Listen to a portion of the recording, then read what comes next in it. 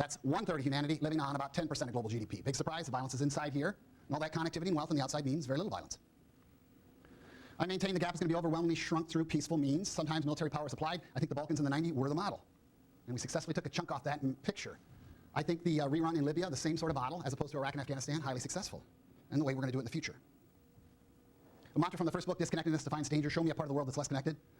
And inside that shape, basically, since the end of the Cold War, I can show you all the wars, all the civil wars, all the ethnic cleansing, all the mass rape as a tool of terror, all the genocide, all the children lured or forced into combat activities, virtually all the illegal narcotic exporters, all UN peacekeeping missions, all US interventions and nation-building missions, all of it inside that shape.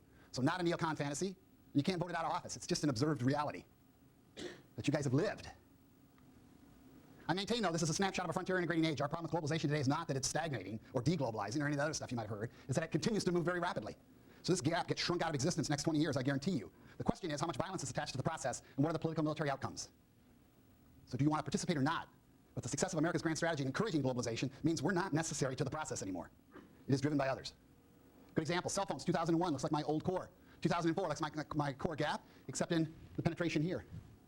And there it is in 2008. I spent last summer in southern Ethiopia. I'll tell you, it's gone. Along with all of them, but I think it'll be fun. So what we've done on this glow mod, as we call it, is we've mapped out the big flows. And they stem from work I did all the way back with Cantor Fitzgerald before 9/11 struck, looking at how globalization unfolds. We look at where resources are in abundance, and we make a simple argument. Just like gravity and water, they're going to flow to regions where they're not in abundance. Okay? And America's job primarily, if it's interested in doing it, is making sure those flows happen under the safest possible terms. So I'm going to give you the people flow here now. Bit of a legacy. Russians going back to Russia, Easterners going to the West, so Cold War. Obvious big Latino flow. You got Africans heading into Europe, heading into South Africa, chasing economic opportunity. You got Asians going everywhere, and that's a big hint as to who's the integrating agent of choice in this era. You got the Chinese spreading throughout Southeast Asia, big presence in Africa, and of course the one we tend to obsess over, the movement of Muslims. There's your big flows. What I like to point out, almost all of it is from the gap to the core, except for the big integrators right now, which are the Asians. Another big hint. Biggest overseas missionary community in the world, not the United States. Anybody want to guess? Korea? South Korea. Okay? So think about it. Religion always burns hottest on the frontiers. Well, 500 million old people now, 4 times as many in 2050. That's a very different world. That's a cranky world. That's a send your food back world. It's not a world you have a lot of wars in, though. Here's the PSR. My wife and I have 3 biologicals. That means we had sex. Then we adopted 3 girls from abroad, 1 Chinese, 2 Ethiopians. Why? We were worried about our potential support ratio. Plus, I read that book by Fareed Zakaria, my old classmate, and I was like, holy God, post-American, I got to start hedging my bets. So 1 Chinese, 2 Ethiopians. You never know.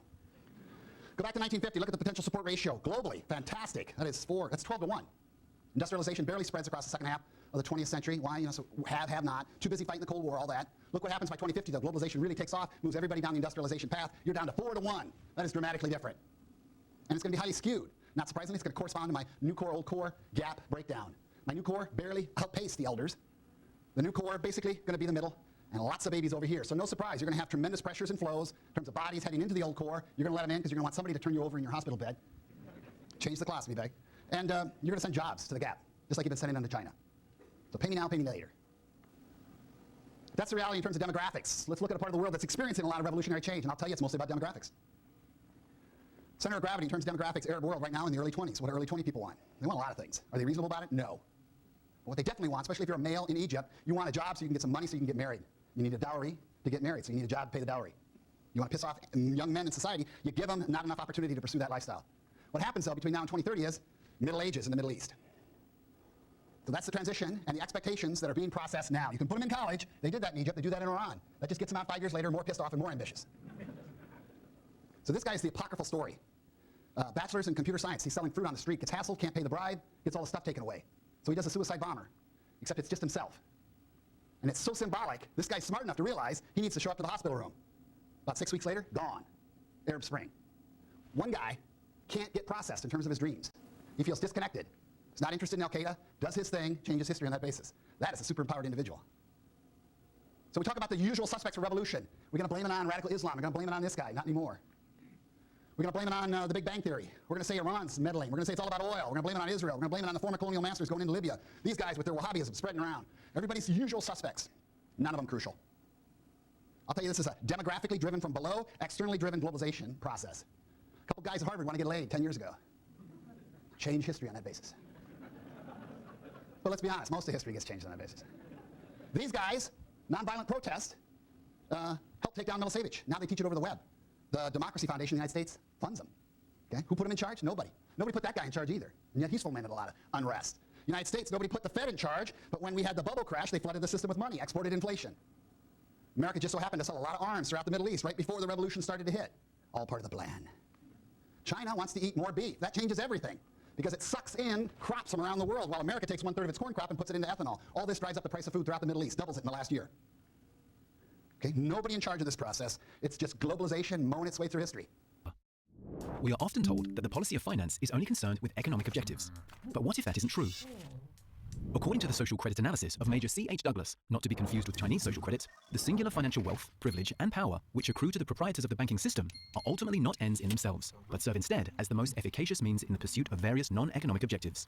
You see, the illegitimate power that money bestows on the main beneficiaries of the reigning financial system is so great that there is a perennial temptation to use those economic advantages to seize power in other domains. In other words, the advantages that accrue to the monopoly of credit can be deployed to acquire a monopoly on all the other forms of power that money can buy or otherwise influence. When this happens, society is moved away from its organic path, i.e. its more or less spontaneous course of development, which is heavily informed by both tradition and reality, and put on a very different path, an artificial configuration, which is initiated and maintained by constant and purposeful top-down interference. One example of this, revolution from above, is the sudden rising to prominence of persons, i.e. change agents, ideologies, narratives, and movements that would have remained in obscurity otherwise. An analogy will be helpful here. If we regard the organic development of society, its culture and civilization, as the more desirable state of affairs, because that which is organic tends to be more authentic, more satisfying, and more stable, the financial mechanism of control in the hands of the money power may be likened to a missile launcher, which, through the medium of the missiles, it sends our way, via the media, the entertainment industry, the educational system, government policy, etc., interferes with that organic development and steers us in other directions. There are many mass movements that are heavily sponsored financially from the top down, so to speak, which might occur to us as examples. Let's call them A, B, C, D, E, and F. Their aim is to change some aspect of public perception, policy, and behavior from above, while disguising the change as something popular that arises spontaneously from below. The end result is the subversion and perversion of some aspect of organic social arrangements in order to strengthen the control which financial interests can exercise over society and its unfolding. We gradually lose the core pillars of our existence and our identity in exchange. This is the heavy price we pay for permitting big finance to pursue its various anti-social objectives. Indeed, many people find the pace of change bewildering and are even more upset and demoralized by the direction in which change is occurring. The crucial thing for us to recognize is that instead of running about trying to catch the incoming missiles in a rearguard defense of organic society, it is far better to attend to the neutralization of the missile launcher itself. That neutralization ultimately requires a monetary reform along Douglas social credit lines. The hidden influence of the international money power can help to explain many seemingly unrelated phenomena, which would be difficult to explain otherwise. Episode 4, The Gap. We are often told that prices and incomes are just two sides of the same coin. That in a course of production, the distribution of incomes and the accumulation of costs proceed hand in hand in a one-to-one or isomorphic ratio. This is sometimes referred to as Say's law, after the 18th century French economist Jean-Baptiste Say. But what if this isn't true? According to the social credit analysis of Major C.H. Douglas, not to be confused with Chinese social credit, the flow of costs and hence prices on the one hand and the flow of incomes on the other are not in an automatic balance as they could and should be. The resulting discrepancy is known as the gap in social credit theory. Let us imagine what things would be like if Say's law were valid. For every 1 unit of cost coming forward in prices, a unit of income, whether through a wage, salary, corporate dividend, or some other form of profit, is distributed to consumers. Cost prices and consumer incomes would be in an automatic one-to-one balance or equilibrium. When that income is then handed over by consumers to purchase the goods and services flowing forth from production, production would be distributed in its entirety, and all of the corresponding costs would be liquidated once and for all, with no income being left over. Business revenue and production loans would then cancel each other out of existence. The system would be self-liquidating and in a perfect balance. And this is the way the system would work if the financial system were an honest system and accurately reflected the physical facts of production. But the current financial system is not an honest system. The greatest single discovery of C.H. Douglas was that due to the existing financial rules, that is, the rules governing the bank creation and destruction of money in conjunction with the rules of cost accountancy, aggregate costs and hence prices generated in the course of production necessarily exceed the flow of corresponding incomes that are simultaneously being distributed in the form of wages, salaries, and dividends. Say's law is not valid. The gap between the flow of aggregate costs and prices on the one hand and the flow of incomes on the other takes the form of a chronic deficiency of consumer income or of cost liquidating consumer purchasing power, while our buying power in the form of corresponding incomes should be this. It is instead like this. As a result, the financial system is not self-liquidating, and the economy's consumptive function is subject to a purely artificial restraint. The distorting financial lens makes it seem that we are poorer than we actually are. Episode 5, The Causes of the Gap.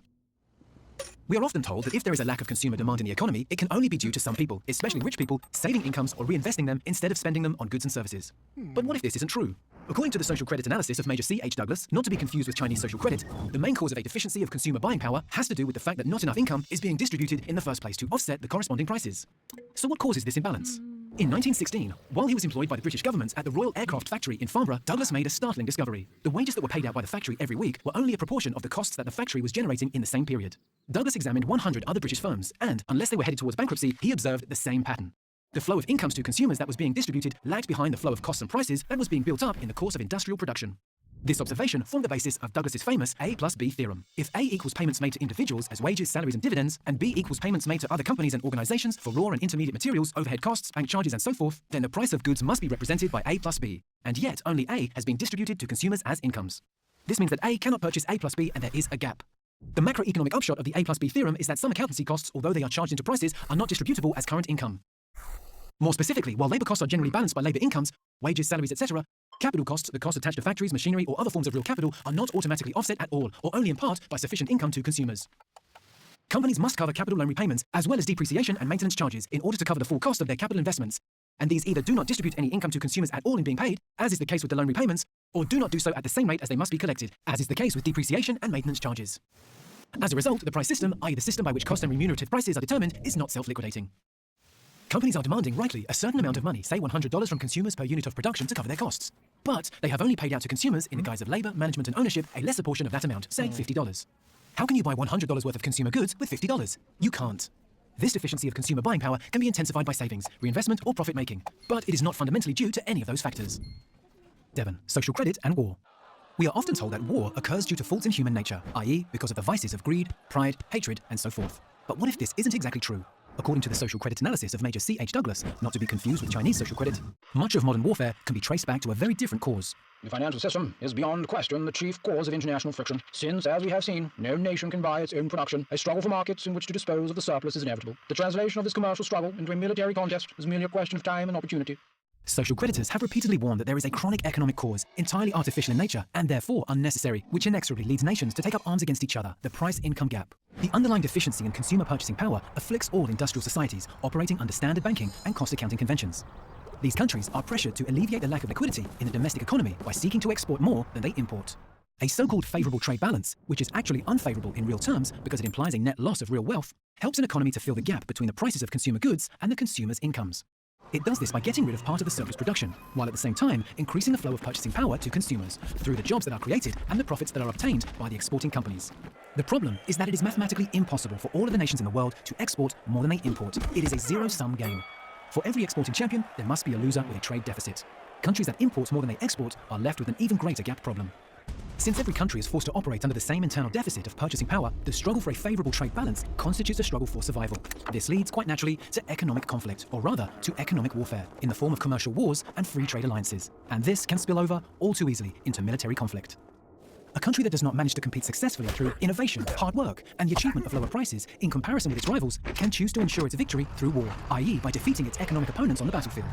Such a war may allow the aggressor to destroy part of a rival's productive capacity, to seize resources, and/or, through the eventual signing of peace treaties, to insist on more favourable commercial conditions for itself as part of due reparations.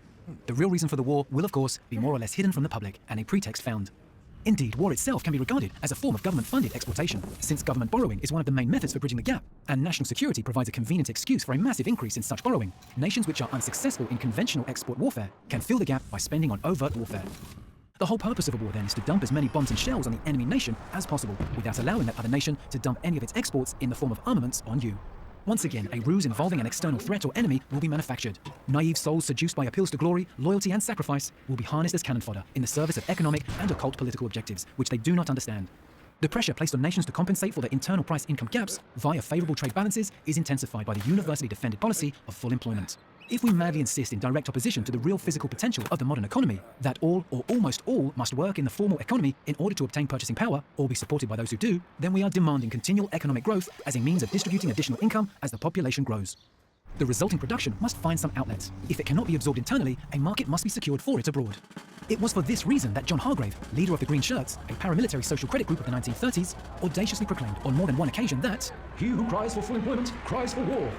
as an alternative, we could fill the price-income gap along social credit lines. The result? The main impetus to modern war would disappear overnight.